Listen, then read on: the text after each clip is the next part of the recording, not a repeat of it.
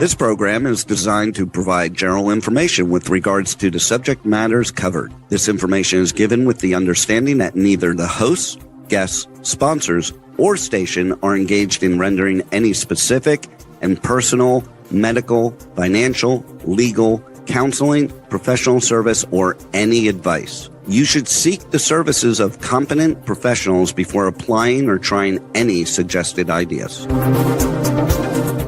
The information contained in this podcast is intended for informational purposes only and is not a substitute for individual professional legal advice. The podcast information was carefully compiled from vetted sources and references. However, R.O.S.E Resources Outreach to Safeguard the Elderly cannot guarantee that you will not fall victim to a scam. Let's talk about scams. It's the must-listen show for anyone who wants to protect themselves and their loved ones from scams. Every Tuesday at 8 a.m. Pacific Time on K4HD Radio, Joyce Petrowski, founder of R.O.S E, and her guests will provide valuable insights and practical tips on how to recognize and protect yourself from scams. And now, here is your host, Joyce Petrowski. Well, welcome back, everybody. I'm Joyce Petrowski, president and founder of R.O.S.E Resources Outreach to Safeguard the Elderly. You can go to our website at roseadvocacy.org. You can find our social media links at the top of the homepage. Scroll down to the bottom of the homepage and you can see where you can sign up for our newsletters. We do a monthly mailed newsletter, which gets sent out the beginning of each month. And then we do a monthly emailed newsletter as well that goes out once a month towards the beginning of the month. But the other great thing with that one is every Tuesday morning at 9:15 Arizona time, which is a little more than an hour from now, you're going to get an email and it's going to be Tip Tuesday. And it's going to have a tip in there for you. And you might look at it and go, oh, wow, I didn't know that. Okay, that's great. Or I already knew that. But the other just as important part to that is it's reinforcing your scam prevention habits. It's unfortunately, we're at a time today where in today's world where we need to hear about scams and about prevention habits and healthy skepticism on a regular basis in order to make it a habit. We want your healthy skepticism for you to be able to ask questions when you don't understand something, that way you can have a complete understanding before you're actually signing something, signing up for an account, giving out your personal sensitive information, and your scam prevention habits. The more that you make scam prevention a habit, the more when you are contacted, you're going to be more apt to think scam. Okay, what do I need to do to make sure that this is a scam or that this is legitimate? And then you're going to remember the tips that we give you on how to verify to make sure that the contact is actually legitimate. You can also download our safety checklist there as well. You can use that as a checklist, what it's for, to check off, write dates next to it as to what areas and protection tools you want to put in place. So today, we are going to talk about the FBI's report. It came out about a month ago for 2025. We're going to go through the elder fraud report, and the Internet Crime Complaint Center is where all this data is gathered when people report that they were a victim of a scam. So I'm going to share my screen. There it is. It's been a while since I shared my screen. Let's see here, entire screen. Okay. All right, so we're going to go to, here's the report. And I'm going to show you really quickly if you want to go down and look at any of the other reports. You just go to ic3.gov and right here, public information, click on that. You've got the annual reports. You can look at public service announcements as well. That's something I'll be doing soon I believe there's some new ones out there. But here's annual reports. You can see you can go over here on the right and go down through the years They've even got prior to 2015 archived, but scroll down through here. So like they have the state reports if you want to look at individual states. They actually have one for complaints 17 years old or younger state reports. They have cryptocurrency state reports, and then there's the elder fraud state reports. Um, this one for 17 years old or younger actually is new. You can see in past years they've got the cryptocurrency and the elder fraud. Just scroll all the way down and you can see the reports that you can go back. You can look at different states. You can look at the different years and see what the trends are. But we're going to go to the 2025 now. This is the very first page, what it looks like. And actually, I'm going to make this bigger. So hopefully you guys can see this a little bit better. Let me see. I don't want to cut anything off. There we go. So you got your table of contents, right? If you just want to go down and look at anything. And this is the whole report here. So they've got a quarter of a century of cybercrime reporting. So 25th anniversary, they've got a letter here, talks about what they've been doing. Losses reported to the IC3 in 2025 continue to climb, surpassing the $20 billion mark. Investment related fraud was once again the largest component of these losses. I think artificial intelligence has a lot to do with this. You can use artificial intelligence to make fake investment statements and graphs and showing that you're making all this money. Business email compromise and tech support scams is still one of the top three. And tech support scams have been around for a very long time, but scammers keep changing their techniques, refining it, adding new things, taking things out, changing. They just do a whole bunch of different things to keep you on your toes. So here's some complaints by year. And again, this is all ages. Back in 2011 or 2001, and look at how this graph's gone all the way up in 2025. The losses, there you go. We started down in 2001 with 17.8 million, and we're all the way up to almost $21 billion. Look at that. It stayed kind of even from 2001 to 2015. Went up just a little bit.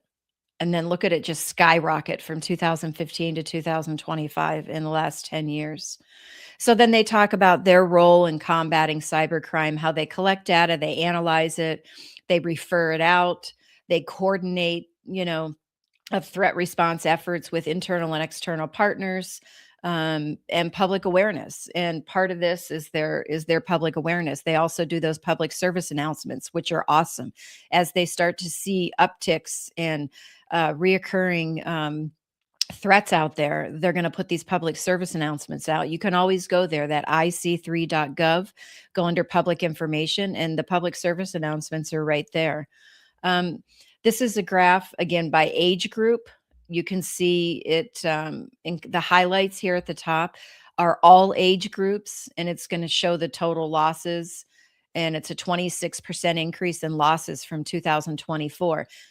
And I want you to keep that in mind, and that 26% increase in losses from 2024 from all age groups, cumulative. And then we get into the 60 plus, and you see the percentage increase there, way above 26%. So you can look at this here. 60 plus had almost 7.75 billion in losses. And then look at the 50 to 59. It's like half of that. And then it goes down even further, the 40 to 49. But look here, the losses went down, but the number of complainants went up in the 40 to 49-year-old. It's 167,000. Look at the 50 to 59. The losses went up and the complainants went down. So it's interesting that they're able to start getting more money out of less amount of people. The 30 to 39-year-olds, that comes in second in number of complaints. but look at the amount of the losses, 1.7 billion compared to 7.75 billion. So yes, the 30 to 39-year-olds, there's a lot of victims in that age group, but they are not losing anywhere near the amount of money that the 60-plus-year-old population is losing. And again, this is for all of them, the crime types. So the biggest one for by victims is the phishing and the spoofing. And the phishing is the emails where they send you fake emails. They might send you to a fake website. They might have fake a real phone number, but you're going to they're impersonating a company. Um, the extortion, investment, personal data breach. And then it goes down. You can see tech customer support, government impersonation.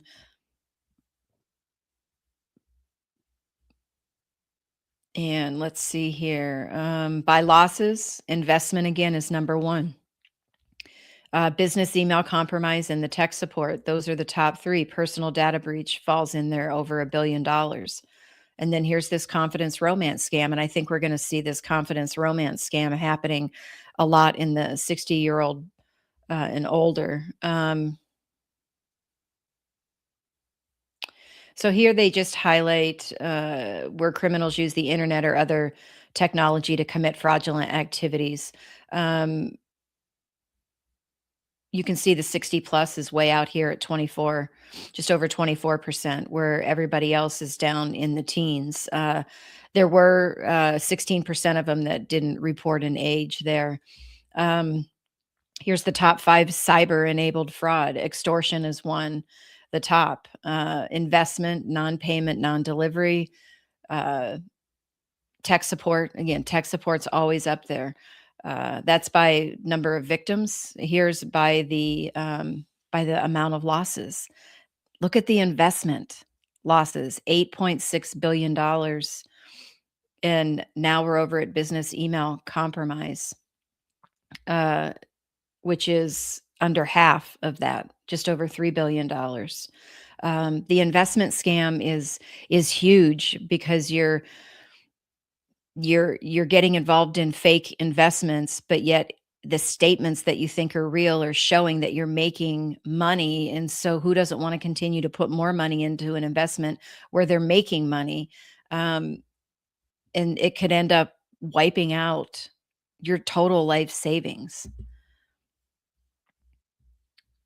This is kind of the same here. We're going to get down to some trends. I'm not going to get into that sextortion thing. Let's see. Look at this is interesting here. Only 7%. So they talk about cyber threats, hijacked networks, cryptocurrency heist, corporate espionage are a few examples of the spiraling cyber threat. Um, We talk about this every year. The adversaries become savvier, increasingly callous, attacking power grids, shutting down hospitals, stoking geopolitical tensions, all kinds of stuff. And, look here, 36% was the ransomware, 39 was data breach. Those are the top two. Botnets, those are 7%. It'll be interesting to see if that one grows over the years. The SIM swap here, the 10%, where they actually take over your mobile phone. They trick the carrier into switching. And someone had mentioned to me in a recent presentation that one of the larger cell phone carriers was moving towards not having any SIM cards at all. And I haven't had the chance to go look that up. So if anybody knows more about that, or if a lot of the cell phone carriers are moving towards not having an actual SIM card, and I don't know if this is the reason because of the SIM swap scam. Um, Let me know, shoot me an email and let me know what you know about this, or maybe show me some sources where I can go um, look this up. But I am going to be looking into that. That's cryptocurrency. That's critical infrastructure. So this talks about the different um,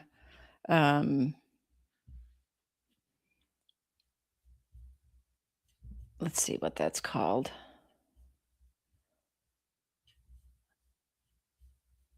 Ransomware. I'm going to go all the way down to I think it's on like page 40 or 44. Let's see here. Here's the elder fraud report, the 60-year-old and older. Remember I said when we looked at all age groups, I believe it said a 26% increase in losses from 2024 to 2025. Look at what it is here, 59% increase from 2024 for the 60-year-old and older population. The number of victims was a 37% increase. Here's the graph, and we actually have this graph in our presentations. Again, this goes back to 2018 to 19. It kind of stayed pretty even through 2020. 21, it went up a little bit. Then it starts to creep in 2022. 23, it stays similar to 22, but now look at 24. It creeps up, and now 25. We're almost up to $8 billion in reported losses.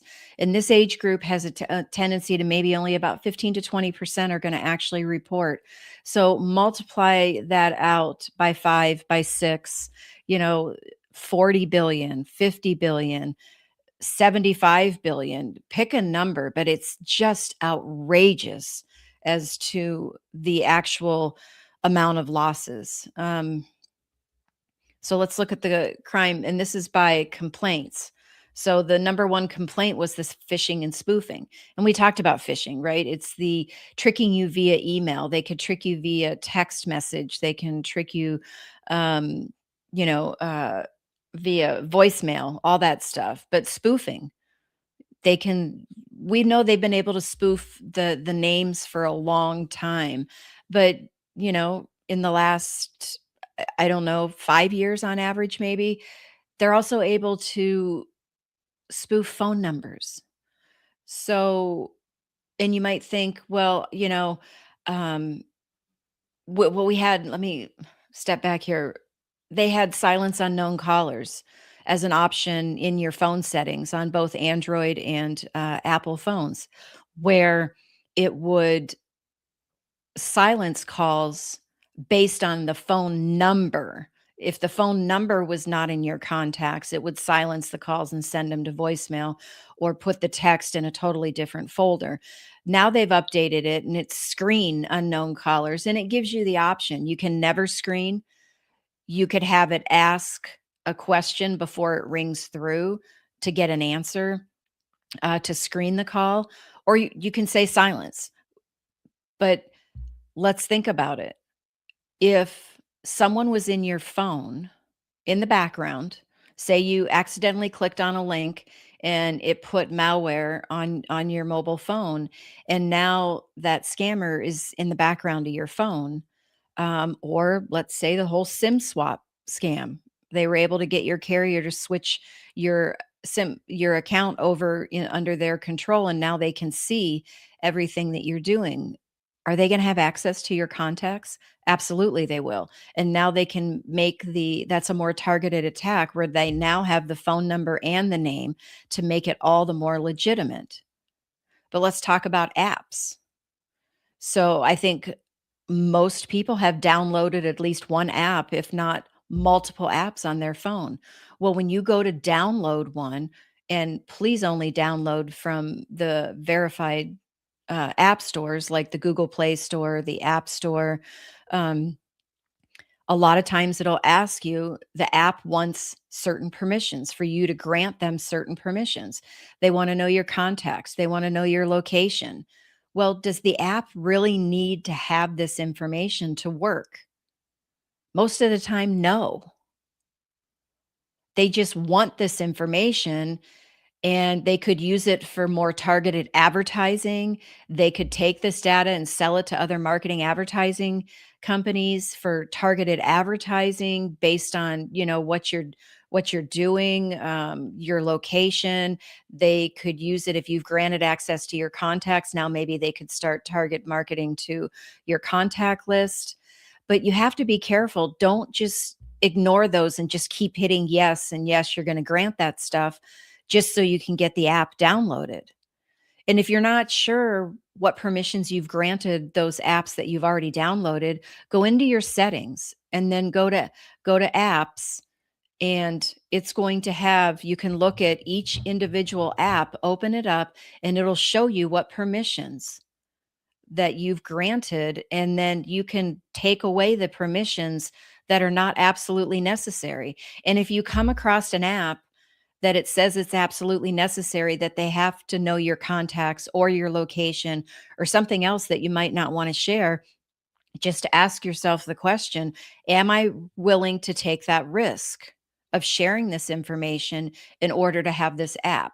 And that's a decision that you'll have to make. So just be careful with the spoofing.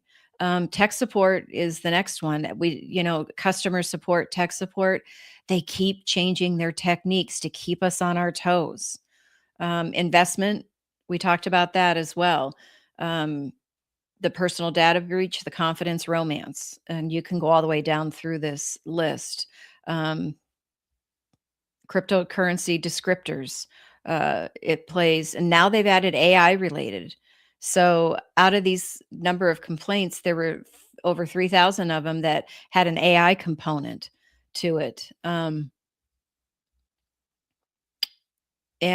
the crimes against children, some of these older adults are getting um, scammed using descriptors of crimes against children, but cryptocurrency is still a big one.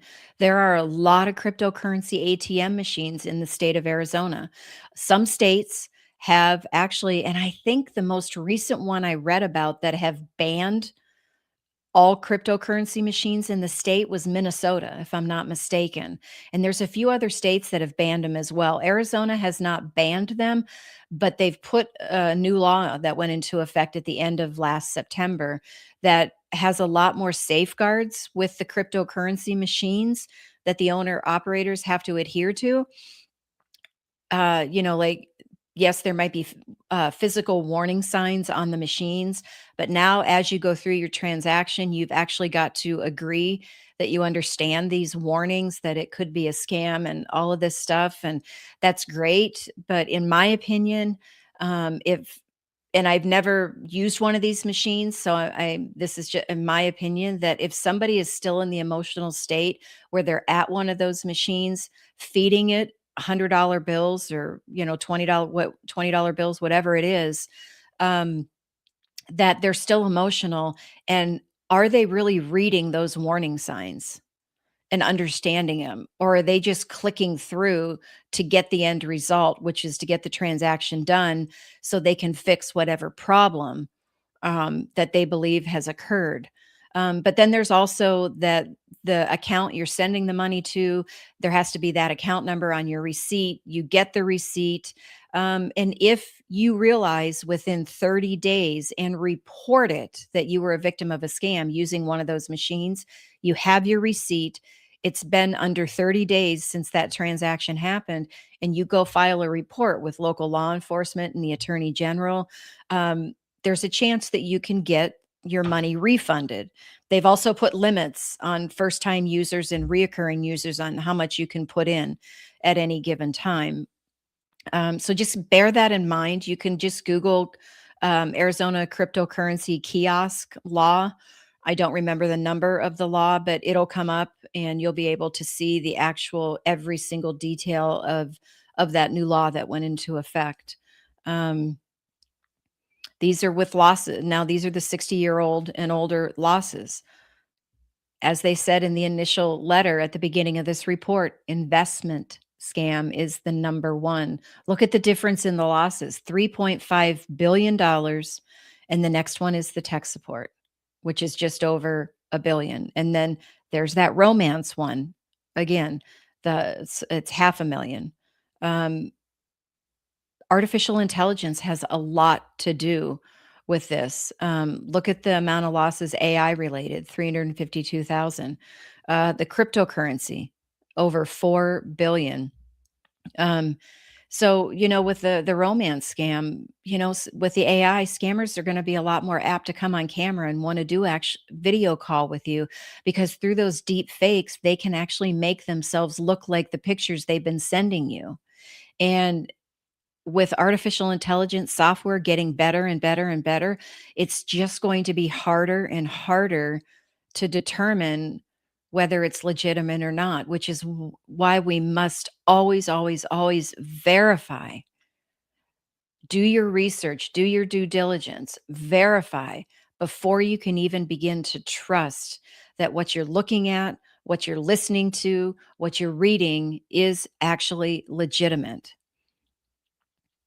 Here's a 3-year comparison by victims from 2023 to 2025. This looks like it's in alphabetical order.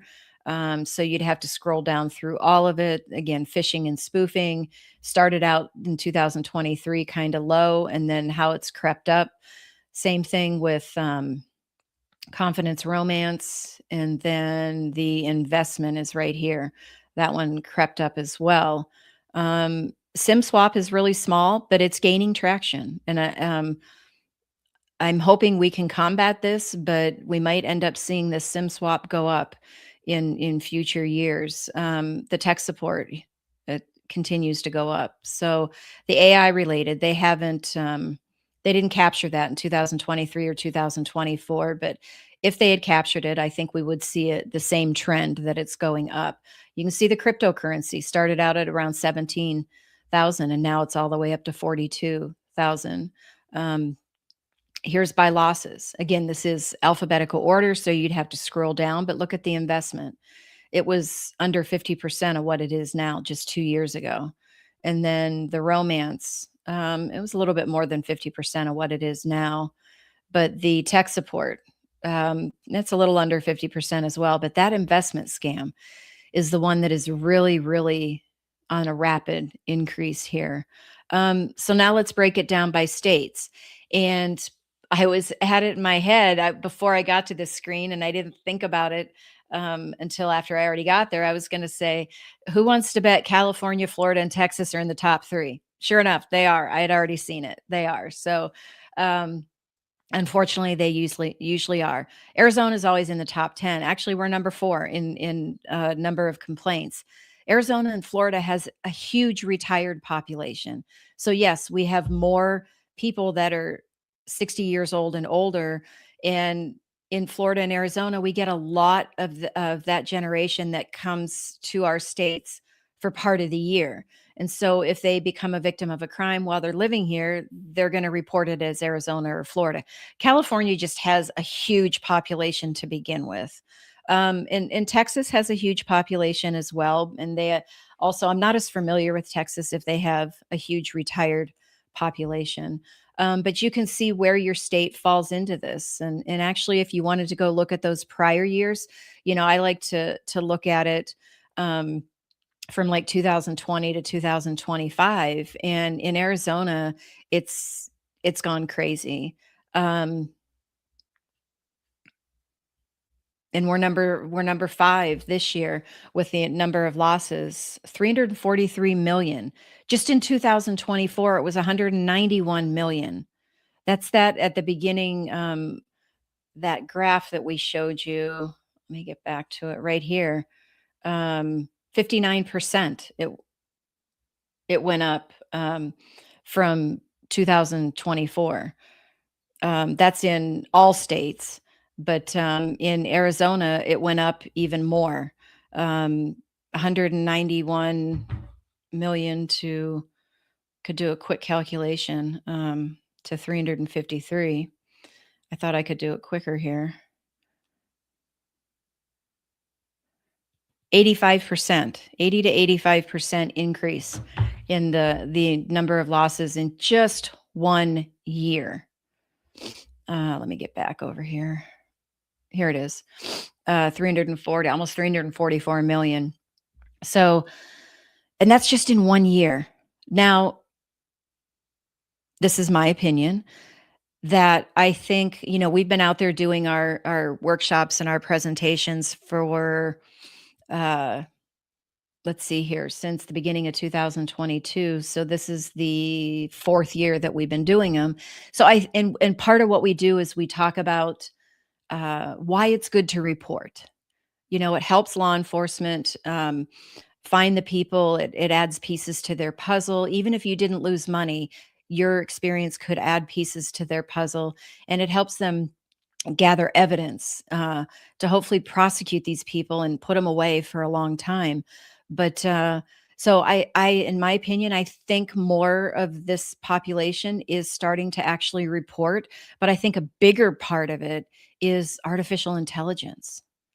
I think that is really, really making well, it is making it difficult to decipher what's legitimate versus a scam. But this is technology that, the 60-year-old and older population, you're going to get some of them that know very little about technology. You get some of them that know, some of us that know a lot about technology. I'm not one that knows a lot about technology, but I'm in the middle. And you're going to get a wide variety of us that are all throughout that continuum. And so now you're adding this artificial intelligence to it, and then having to understand, that's a big undertaking, trying to understand how artificial intelligence works and all of that. And so it makes things all the more believable when it really is actually a scam. So I think that has an even bigger role in it. But do your comparison. So like I said a few minutes ago, Arizona's losses in 2021 or 2020 that was reported was 27 million. And now in 2025, it's up to 343 million. So that increased $316 million. That percentage is over 1,100% increase from 2020 to 2025. That is just devastating. They also do cryptocurrency. This is something new that they've been putting in the last few years. But you can look at cryptocurrency losses by age range. Look at this green horizontal bar here, the 60 plus population that reported losing money via crypto, $4.4 billion. And this is all of the United States. The next population down, the 50 to 59, was just over 2 billion. That's 50% less. And then you keep going down. Okay. Now look at this, what I talked about earlier when we looked at the graph. The 30 to 39-year-old, they're up at almost 28,000 victims. The 40 to 49 was just about 30. So they're pretty close. But if you look at the amount of losses for the 30 and 40-year-olds, the 30-year-olds 861 million, the 40-year-olds 1.5 billion. And then look at the jump to the 60 plus year old. So it's just there's a lot of victims in the younger age groups, but they don't lose the same amount of money.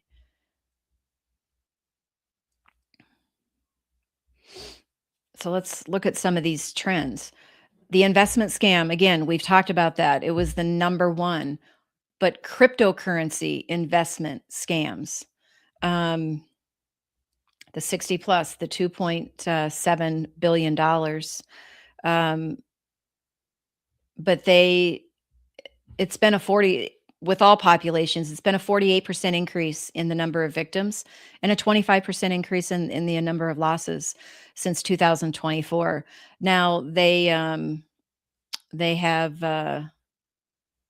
new scam center strike force that battles the Southeast Asian crypto investment fraud that target Americans, cryptocurrency ATMs and kiosks. If you want to know where these are at in any state in the United States, you just need to look up like a map of cryptocurrency ATMs in Arizona or Maricopa County or Pennsylvania or Nevada, or, just put your state, put your county in, and you're going to get a map as to where these things are at. And if you look at it statewide or county wise, you're going to get an idea as to how many of these are out there. The scammers know where they are at, and they stay on the phone and they direct people to these machines and stay on the phone with them while they are putting the money in the machine. Someone sent me a video in the last week or two about, and I believe it was part of a video from a policeman's body cam, if I'm not mistaken, or else it was the person that was working at, I don't know if it was a gas station or wherever it was, who had called the cops because they saw this older lady putting cash into a cryptocurrency ATM. And I don't remember what state it was in, but the policeman went over, well, the worker had said she's already put in, like, it was over $200,000, and I'm just sitting there like, "Oh my gosh, wow." They had to have been there for a long time, and the policeman went up to talk to the lady, and, she was like, "No, no, I need to do this, I need to fix whatever problem it was," and he said, "Well, can I have your phone? I wanna talk to," I think she said it was her bank maybe, was on the phone with her, "Can I talk to them?" And I'm surprised the scammer didn't just hang up, but he was trying to convince the policeman that this was all legitimate and stuff. But they were able to stop her, but she had already lost over $200,000. It's just devastating. Um, so yes, Arizona is making it harder. They're making I shouldn't they're making it more of a deterrent because of all the additional steps the owner operators have to go through. And then I it's going to be interesting to see over the next year how many people are able to get their money refunded and what impact that has on these machines. If we're going to start seeing them go away, or because the owner operators aren't, they're having to refund a lot of money, or is the state seeing that maybe we need to look at banning these altogether like some of these other states are doing. So we'll keep an eye out on that. Recovery scams, um, fictitious law firms targeting cryptocurrency scam victims. You know, Scammers impersonate anybody. They can impersonate a law firm, whether it's an actual legitimate law firm that they're impersonating, or they just make up a fake law firm, saying that if you pay us money, we can get your funds recovered. Um, that's a cryptocurrency nexus. Um, so this is the cryptocurrency complaints by state. We dropped a few. We were number 4 in complaints, and we dropped to 6 when it comes to cryptocurrency. New York and Pennsylvania moved above us. So I have not checked to see how many cryptocurrency machines are in New York or Pennsylvania. I have a feeling there's a lot in New York. Um, Not so sure about Pennsylvania. Um, but California, Texas, and Florida are still in the top 3 there. And those losses with the cryptocurrency were number 7. New Jersey edged out and went in number 6 there. Um, but we're still in the top 10 in Arizona, and this is something that we still need to be very vigilant on. If anybody asks you to put money into a cryptocurrency ATM machine, it is a scam. It is a scam. And then they explain what a bunch of these definitions and descriptors are. If you want to read them to get more information on them, but that's it for the report. As I said in the show description, that those numbers are not good. Let me stop sharing my.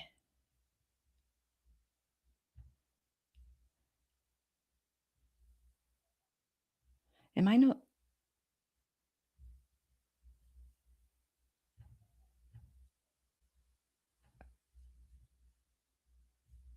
There we go.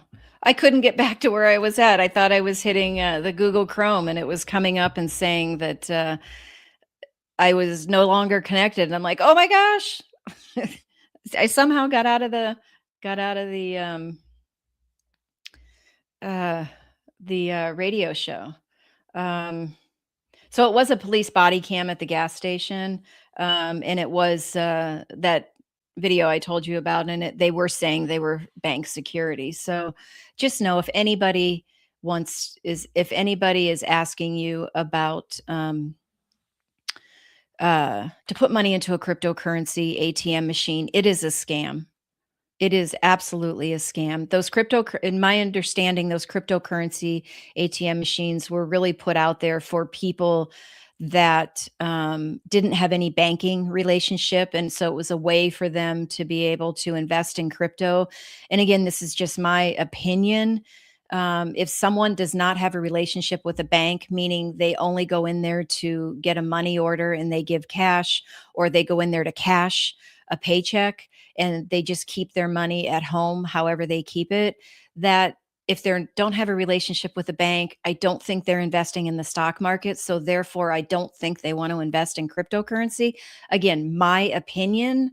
Maybe I'm wrong. If you're somebody or you know of somebody that deals just in cash, but they invest in crypto, let me know, because maybe I'm out in left field with my opinion, but that's just my opinion. So anyways, I really want this to hit home. I'm not trying to scare you guys, but I want you to understand just how big of a problem this is. And it continues to be a big problem. And we really, really need to continue this fight against these scams. And the education and the awareness plays a huge role in this. Our target market is the older adults. As you saw in those statistics, they lose the most money by far and have the most victims. The world is so much different today than when we grew up. We had a lot of very good-natured, kind-hearted habits we formed, and when you put that all with the technology right world that we live in today, and that the scammers are using all of that against us, we're trying to cut into that, what the scammers are doing. There's a lot of people out there that are making new technology and new apps to help out, and technology does play a role in this. And investigating and finding the people and prosecuting them plays a role in this as well. Everybody plays a role, but I firmly believe the education and the awareness play a huge role, because human behavior has a lot to do with scams and emotions. And so if we can get you to understand it, be more aware of it, make your healthy skepticism, your scam prevention habits, you're going to be more apt to think scam. Okay, what do I need to do? Not panic, follow through with the steps, and make an informed, educated decision whether this is legitimate or a scam. So with that, I will see you back here next week. And don't forget to visit our website, click subscribe on our YouTube channel, and tune in next week for another episode. Thank you. Well, that's all the knowledge for this episode. Tune in every Tuesday at 8 a.m. Pacific Time on K4HD Radio at k4hd.com as Joyce explores a variety of knowledge so you have the power to make scam protection your healthy habit. And until then, feel free to reach out to Joyce and let's talk about scams.